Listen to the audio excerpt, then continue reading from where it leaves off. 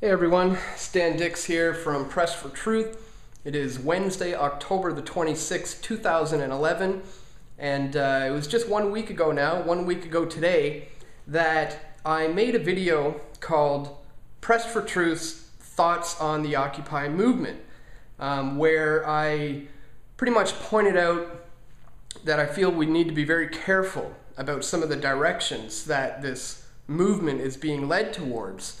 And we have to be careful that some of the solutions that are going to be called for are not only going to not benefit the people, but might be something that are going to lead us towards even more control and more enslavement. And here we are 1 week later, and as you can see from the title, the Vatican has just announced that what we need is a world central bank controlled by a global authority that will oversee all financial institutions. Here you can see for yourself, I just found on CNBC, goes on to say here, the Vatican called on Monday for the establishment of a global public authority and a central world bank to rule over financial institutions. A major document from the Vatican's Justice and Peace Department should be music to the ears of the Occupy Wall Street demonstrators and similar movements around the world. And it goes on to say down here, if no solutions are found to the various forms of injustice, the negative effects that will follow on a social, political, and economic level will be destined to create a climate of growing hostility and even violence, and ultimately undermine the very foundations of democratic institutions, even the ones considered most solid. So basically what that is pretty much saying is, if we don't move towards these types of solutions, then there's going to be hell to pay. There's going to be violence in the streets and things are going to get bad. Now this is exactly what I was trying to warn against and suggest that these are the kind of solutions that are not going to benefit people. It's globalization and the centralization of power into fewer hands that is the problem and has been the problem all along.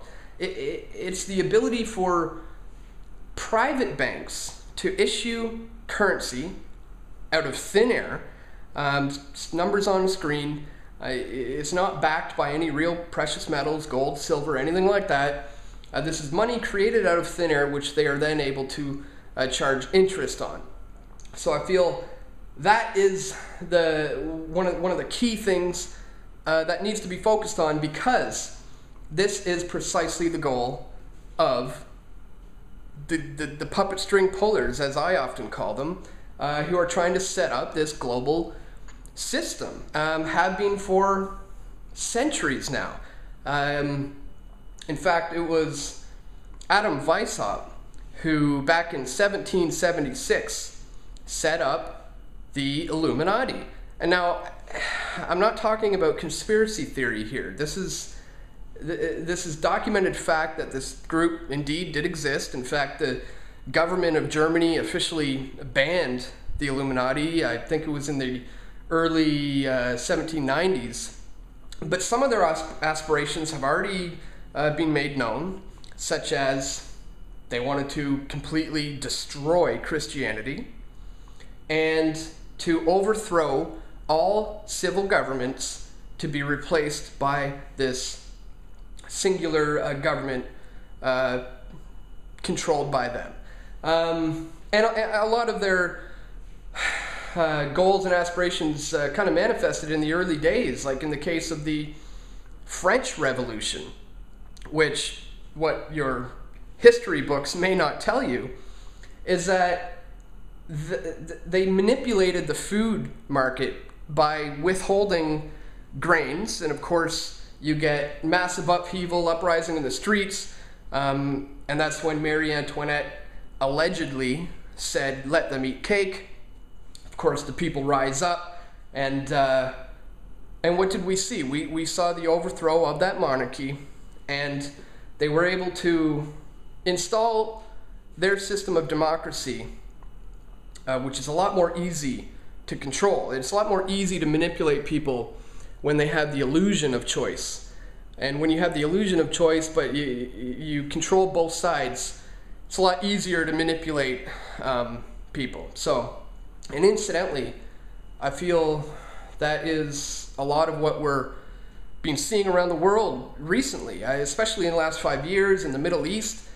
The amount of regime changes that are going on is staggering, because the ones who are pulling the strings are getting their ducks in a line. They're setting up the world and preparing everything to be united under this global umbrella. Now, why the Vatican? Why now with the Vatican?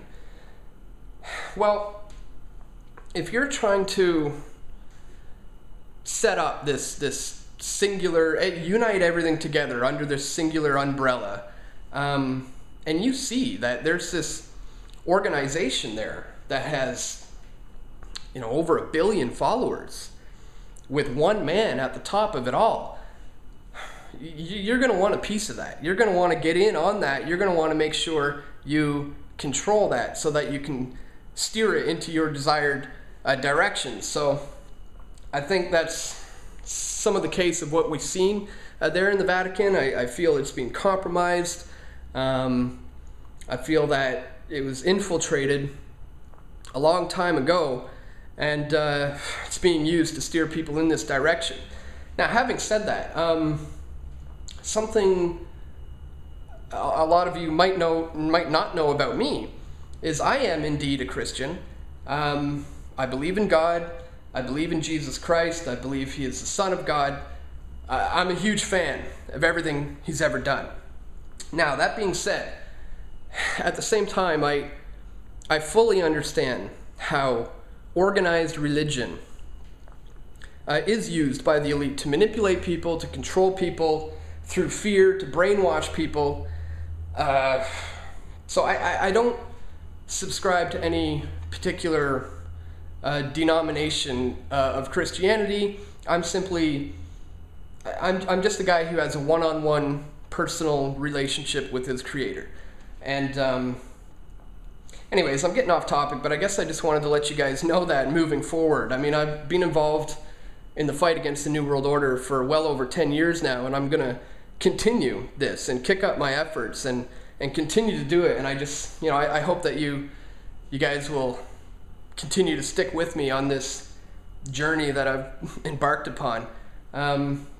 Anyways, I'm getting off topic again. The point is, when you see these solutions coming from places like the Vatican calling for this global centralized banking system, red flags should be going off in your head and saying this is going to lead us towards more slavery, more of a tyrannical, fascist takeover.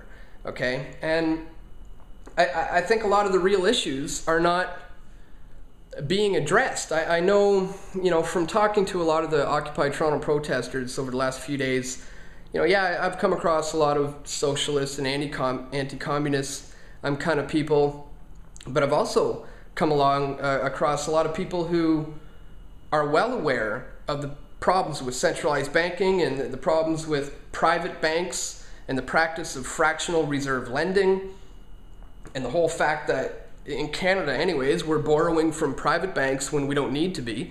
The Bank of Canada can be printing our own money interest-free.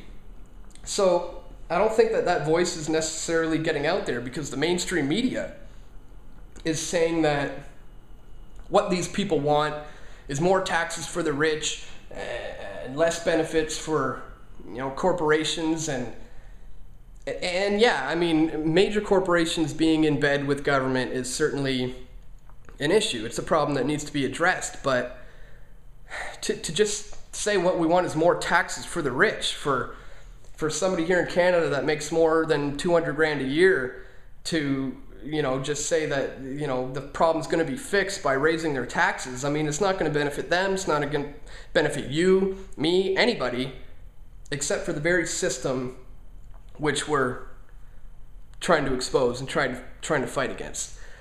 So anyways, guys, I guess that's it for this week. It's a lot to chew on, I know, but I just saw this article yesterday, and I thought, I better mention something about this, because this is exactly what I was worried about. This is exactly what we need to keep an eye out for, that we don't move into this direction, which is only going to move us one step closer to this goal of the New World Order. So anyways, guys, thanks for listening to me. Feel free to comment on some of the things I've said. I hope you go easy on me. Again, I hope you stick with me in my my journey here. And until next week, I'll talk to you again soon. Take care, guys.